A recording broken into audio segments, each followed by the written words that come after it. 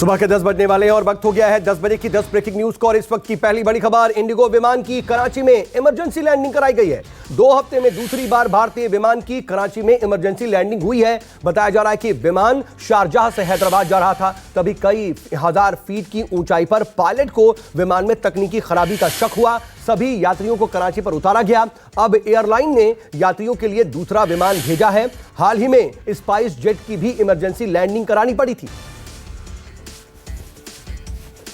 10 बजे की अगली बड़ी खबर, केंद्र सरकार ने संसद का मानसून सत्र शुरू होने से पहले आज सुबह 11 बजे सर्वदलीय बैठक बुलाई है। कहा जा रहा है कि बैठक में पीएम मोदी भी शामिल हो सकते हैं। संसद का मानसून सत्र 18 जुलाई से 12 अगस्त तक चलेगा। इसमें कुल 26 दिनों की अवधि में 18 बैठकें होंगी। मानसून सत्र के दौरान सरकार करीब 1 दर्जन नए विधेयकों को पेश कर सकती है।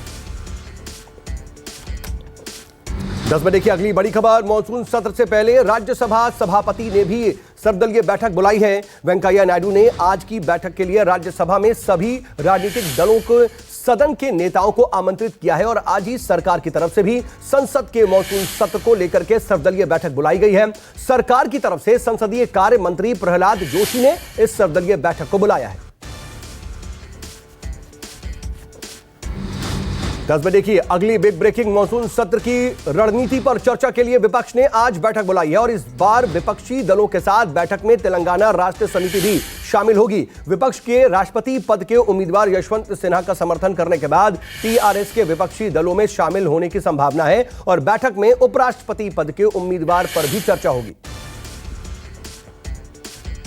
10 बजे की 5वीं बड़ी खबर, भारत के चीफ जस्टिस एनवी रमन्ना ने राजनीतिक विरोध की वजह से नेताओं में आपसी आदर भाव कम होने पर चिंता उन्होंने जताई है। चीफ जस्टिस ने कहा कि राजनीतिक विरोध का शत्रुता में बदलना स्वस्थ लोकतंत्र के संकेत नहीं है। कभी सरकार और विपक्ष के बीच जो आपसी सम्मान हुआ करता था वो अब कम हो रहा है। दुर्भाग्य से विपक्ष के लिए जगह कम होती जा रही है। राजनीतिक विरोध बैर में नहीं बदलना चाहिए।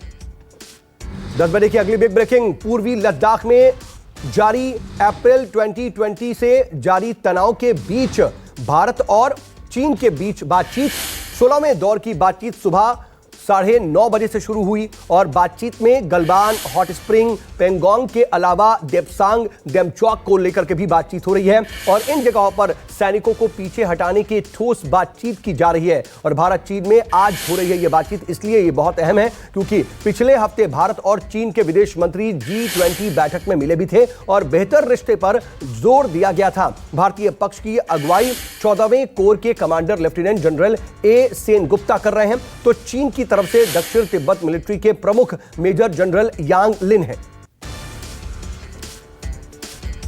10 बजे की अगली बिग ब्रेकिंग, पश्चिम बंगाल के राज्यपाल जगदीप धनखड़ को एनडीए ने अपना उपराष्ट्रपति उम्मीदवार बनाया है। जगदीप धनखड़ का नाम पहले उपराष्ट्रपति पद के लिए बीजेपी की ओर से चर्चा में नहीं था। उनके नाम की घोषणा करते हुए बीजेपी अध्यक्ष जेपी नड्डा ने उन्हें किसान पुत्र कहकर संबोधित किया। साल 2019 जुलाई के महीने में जगदीप धनखड़ को बंगाल का राज्यपाल नियुक्त किया गया था।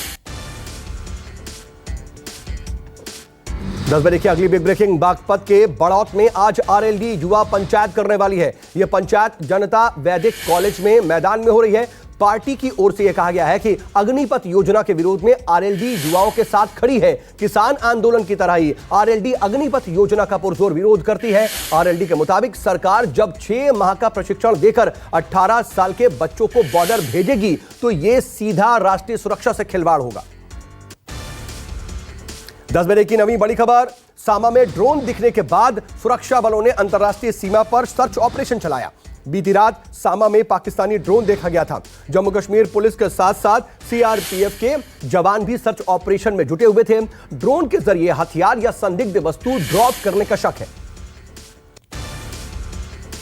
और 10 बजे की 10वीं बिग ब्रेकिंग, बाढ़ बारिश से देश में हाहाकार मचा हुआ है। महाराष्ट्र के 9 जिलों में अभी भी ऐसे ही स्थिति बनी हुई है जहां पर रेड अलर्ट घोषित है। राज्य में एनडीआरएफ की 14 और एसडीआरएफ की भी 6 टीमें तैनात हैं। वहीं मुंबई और उसके आसपास के तमाम इलाकों में येलो अलर्ट है। देश में मानसून को आए हुए 46 दिन हो चुके हैं। 16 जुलाई तक सामान्य रूप से 294.2 मिलीमीटर बारिश होनी थी, लेकिन यह आंकड़ा 335.2 मिलीमीटर तक पहुंच चुका है।